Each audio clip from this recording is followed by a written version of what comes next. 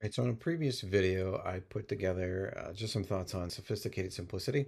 I'll link to that in the description, but I wanted to just put it in practice and just go through just an exercise quick, purely an exercise, right? So caveat, don't take any of this literally. This is just an exercise uh, just to show how I might apply sophisticated simplicity and the three kind of tenets of that, the structure, discovery, and capability around that. So I'm going to start with just a screenshot I took from an issuable, from an issue itself here. So here's a screenshot, just an issue. That is what it is. I'm going to just recreate that content in a new form and focus on these things. So some of the well, let me back up here. My initial approach, right? What am I trying to do here? I'm trying to arrive at this sophisticated simplicity, and I want to do that by not taking away any capability. That's really important as I go through this exercise. I don't want to take away anything from that. And what I want to do is rethink structure. So rethink organization, how things are set up. What is the hierarchy? What is the relationship between content? Are there things that are disparate? Hint, yeah, there are on the page that I can bring together, and then at the same time, let's bring in this discovery piece. Are there things that could be progressively exposed? Are there things that we're showing today that don't need to be shown in a certain context, but that are available within one click or one hover? I think the answer is yes to all that. So let's just jump in really quick here. And like I mentioned, I have a uh, a screenshot here of an issue, just to highlight a few things. One of the things about our breadcrumbs, granted that they can be, the length of them can be, long, short. We have methods of adjusting that, but we end up with a lot of empty space over here because of that. And with that, there's an opportunity. That's prime real estate. This is the top of the page, and we're leaving it just sit empty. Uh, Next up, we have these three different calls to action, but they're on two different lines. There's two different treatments. How can we synchronize those up? Close issue and edit issue, they're at the same level. You're still doing something to that issue at a high level. Editing is no less or nested of an item once an issue is created, right? It's they're kind of on that same plane. We have other things in here. I won't go into too deep, but underlines on headings that just create breaks. Uh, and then how about this little guy here? This is a little piece of meta information that just tells you about when it's edited. But if we look up here, here's the creation date. What's the relationship between these two? Can they actually be synchronized and tied together? Not to mention, get rid of that here. This at the top. I know this has been part of discussion, but having three different ways to say issue in the same context, we can potentially streamline that. And there's a lot more exploration. Like I mentioned, this is all just hypothetical, just some of my thoughts as I'm approaching a page. Uh, and then at this level here, there are, one, two, three, four pieces of information just about the user that created this. Is that all necessary at this level? Do I need to know what this status is? This is the status here, accepting three merge requests, three reviews, etc. Do I need to know that when I'm looking at who created this? Keep in mind this can contextually change. So at the time of the issue being created, this might not even be relevant in the same way. Maybe this is I'm on vacation now. Does anybody care if I created it before vacation or not? Whatever. It doesn't matter. It's one of those pieces of information that's probably not necessary here. Developer or not, does that have any bearing on who created it? Perhaps. I don't know enough about that, but it is one extra piece of information, as well as the avatar. So when we take a look at these different elements, there's just a lot going on, and we haven't even jumped into the issue itself yet. Uh, so some other things on structure.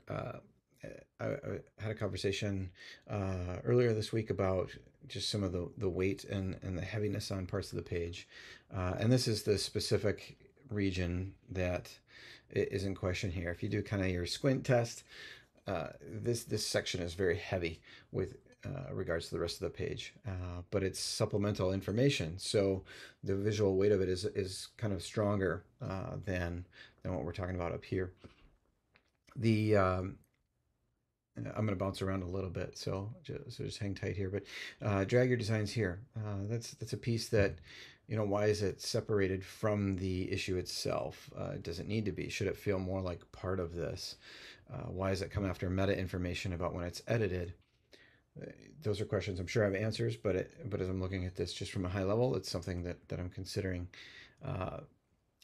So again, back to this area here. We have 1, 2, 3 sections of kind of these appended items that are all related to this issue itself. Is there a way to group them and treat them differently? Okay, voting, reactions to the issue. They're below all of this content here. And so how can they be more related to this content that you're actually voting? You're not upvoting the attachments or the related items. You're reacting to the meat of the problem, the actual issue itself. And then when we look at this plane here, get rid of some of these things. Are these related items? They're on the same plane, but is adding a reaction really the same as sorting? Is that on the same plane as sorting activity? I don't think so. And so there's opportunity there when we think about structure. And then these items too, sorting, filtering, creating a merge request, they're not on the same plane. They're doing different things. This, in particular, are related to all of this content below. This here is related to this. So why are they together? If this is treated as the most important CTA on the page, why is it pushed down by all this other content?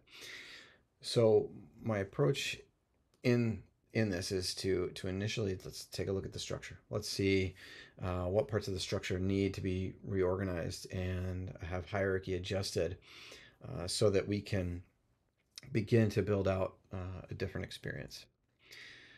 All right. So I'm going to jump over to just concept of and walk through some of the decisions and how I'm thinking about this.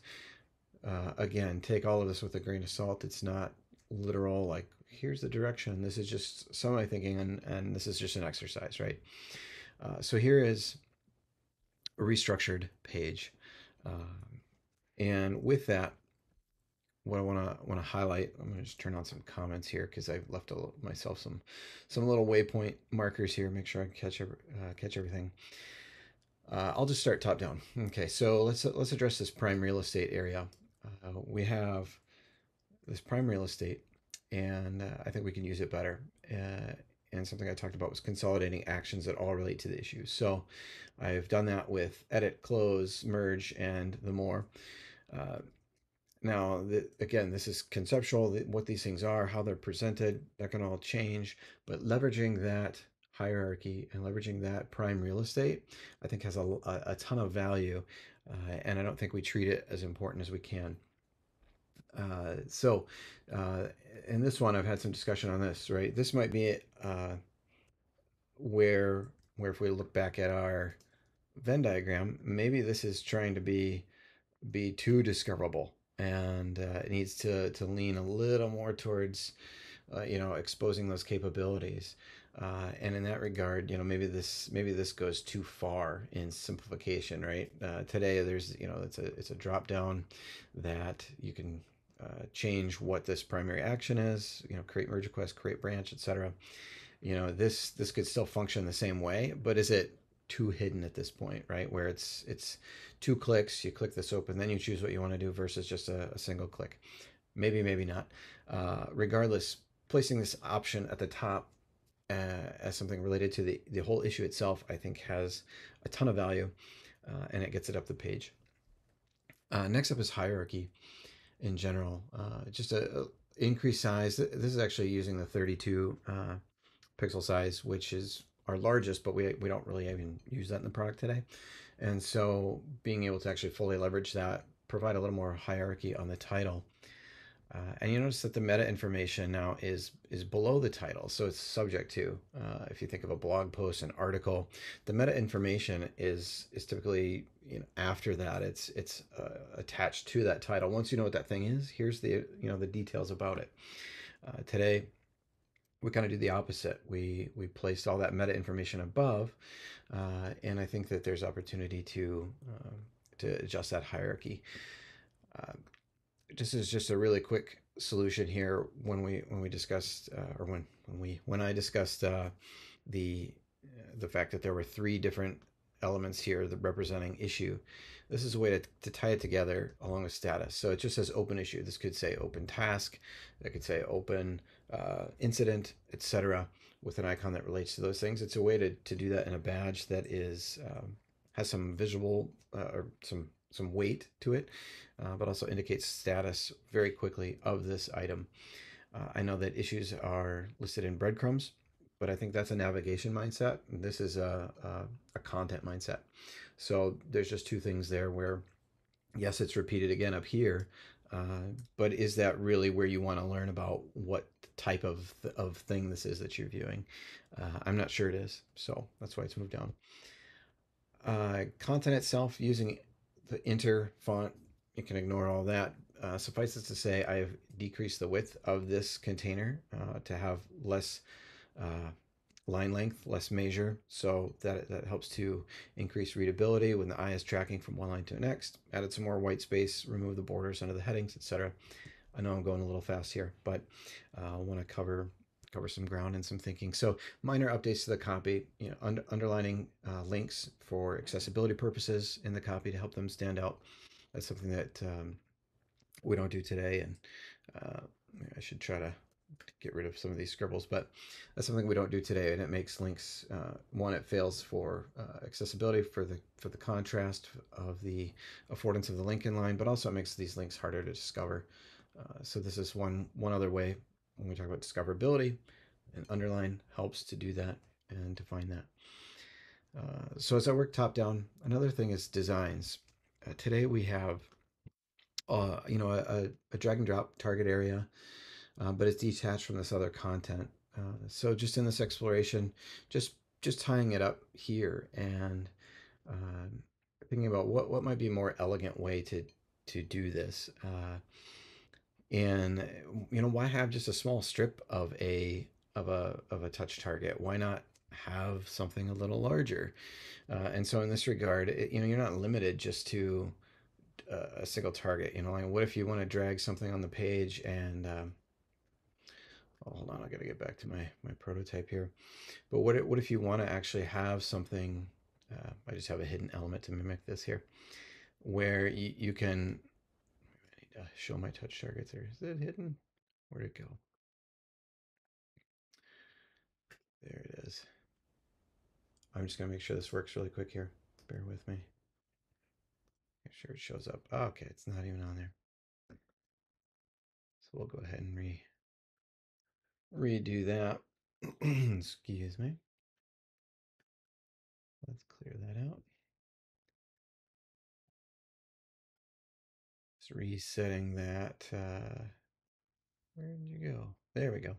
Okay, so why not have a larger drag target where you can drag anywhere on the page instead of just a simple item? So in that way, we reduce the visual obligation or call to action of this ability to upload the designs, but at the same time, we provide more affordance for doing so.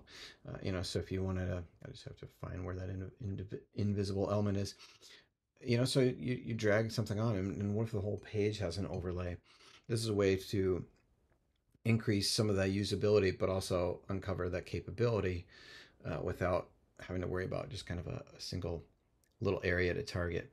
And then in doing so, there's opportunity here to have an illustration or something else that actually highlights some of the use case of the design tool itself. So you can expose more of that complexity in this interaction. So here, very simple illustration showing, kind of the indicators of where you might leave a comment on the design. So it's just a way to add a little more to that discoverability, but also bring forth some of the complexity that and the features that lie behind there. Okay, enough on that. Reactions, keep those up, closer to the issue. And then here's something else that really focused on is getting rid of that weight in the middle of the page. This whole section here of these related items, uh, without removing, like I said earlier, we're not removing any of the capabilities. We want all the capabilities of that, but how can we make it more discoverable and more of an opt-in? So that really, when you land on an issue, when you land on a page like this, you have the ability to scan and quickly understand what's happening. And then as you need to, you drill down into more. So in this way, creating just a related items section. It's unboxed. There's borders, which I think are helpful. There's extra white space, which I think is helpful. And in doing so, you allow these items to have um, a hierarchy that makes sense in the context of the issue itself and not drawing too much weight. The other benefit is that it pulls up the activity, pulls everything else up to the surface and allows it to live there. So if I go back over to the prototype again, you'd be able to just expand that. Okay, I see I've got a linked issue, a merge request. Oh, here's something, that's not counted here. Call to action. Okay, let's add something, etc. So none of that functionality or that capability is gone. It's all there, but it's in a way that doesn't require heavy visual treatment because now what you've done is simplified it and made it where it's opt-in, and so as the user interacts with this, they're exposed to this. They see it.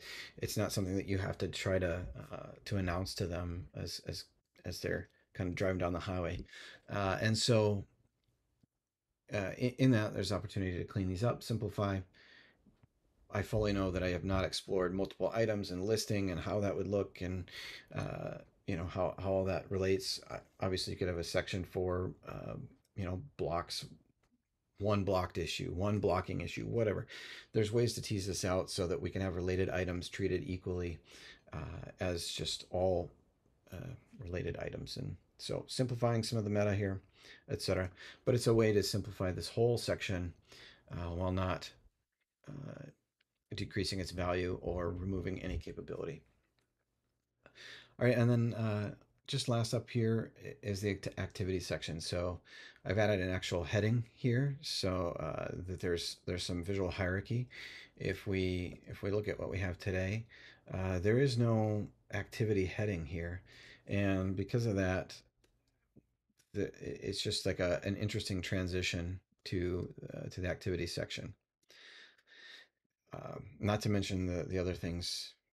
I guess I'll mention it where we're combining reactions that do with the content up here. We're introducing on the same plane drop downs that have to do with the content below. We're introducing a primary call to action, which has to do with things above.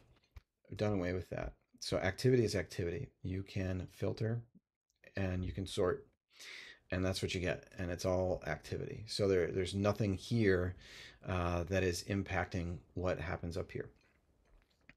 Let's see here. Okay, a few changes to the activity items themselves. Today we have a lot of additional meta information. Again, we have the user status and the user handle in a system note. I've removed that, and that can be simply found by maybe clicking, hovering, whatever, pop over content. It reveals that extra information. It's discoverable. We're not removing any of that capability, but is it really necessary to see my status repeated over and over, or my user handle repeated over and over? Keep in mind, status can change. So in the activity feed, at the time I left this, maybe I didn't have this status, but because of the way it dynamically updates, now I do.